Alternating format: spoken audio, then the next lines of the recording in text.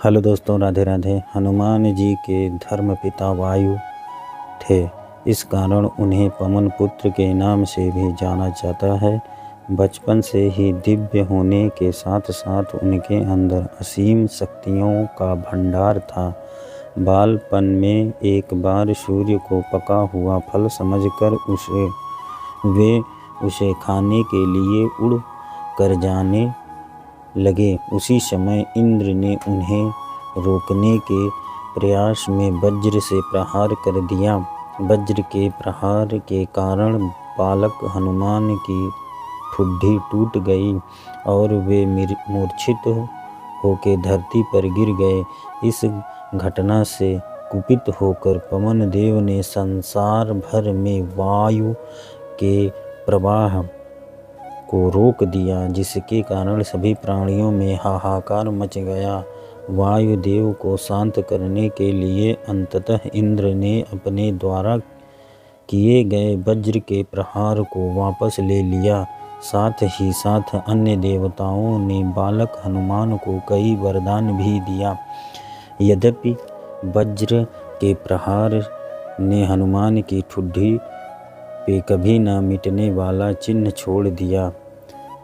तदंतर जब हनुमान को सूर्य के महाज्ञानी होने का पता चला तो उन्होंने अपने शरीर को बढ़ा करके सूर्य की कक्षा में रख दिया और सूर्य से विनती की कि वे उन्हें अपना शिष्य स्वीकार करें।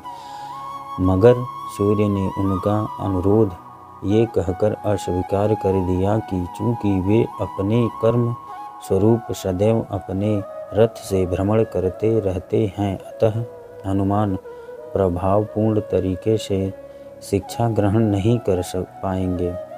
सूर्य देव की बात से विचलित हुए बिना हनुमान ने अपने शरीर को और बड़ा करके अपने पैर को पूर्वी छोर पे और दूसरे पैर को पश्चिमी छोर पे रख कर पुनः सूर्य से विनती की और अंततः हनुमान के सत्यत दृढ़ता से प्रसन्न होकर सूर्य ने उन्हें अपना शिष्य स्वीकार कर लिया।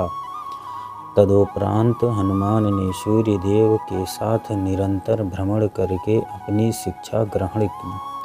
शिक्षा पूर्ण होने के उपरांत हनुमान ने सूर्य देव से गुरु दक्षिणा लेने के लिए आग्रह किया, परंतु सूर्य देव ने यह कहकर मना कर दिया कि तुम जैसे समर्पित शिष्य को शिक्षा प्रदान करने में मैंने जिस आनंद की अनुभूति की है वे किसी गुरु दक्षिणा से कम नहीं।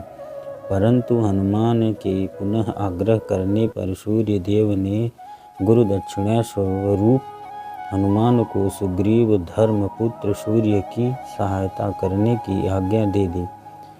हनुमान के इच्छा अनुसार सूर्य देव का हनुमान को शिक्षा देना सूर्य देव के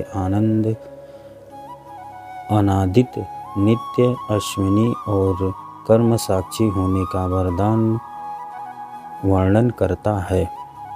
हनुमान जी बालपन में बहुत नटखट थे। वे अपने इस स्वभाव से साधु संत को सता देते थे। बहुधा वे उनकी पूजा सामग्री और आदि कई वस्तुओं को छीन झपट लेते थे। उनके इस नटखट स्वभाव से रुष्ट होकर साधुओं ने उन्हें अपनी शक्तियों को भूल जाने का एक लघु श्राप दे दिया। इस श्राप के प्रभाव से हनुमान अपनी सब शक्तियों को अस्थायी रूप से भूल जाते थे और पुनः किसी अन्य के स्मरण कराने पर ही उन्हें अपनी असीम शक्तियों का स्मरण होता था। ऐसा माना जाता है कि अगर हनुमान श्राप रहित होते तो रामायण में राम रावण युद्ध का स्वरूप पृथक भिन्न न्यायारा ही होता। कदाचित वे स्वयं ही रावण सहित संपूर्ण लंका को समाप्त कर देते। कथा यहाँ समाप्त होती है। हर हर महादेव।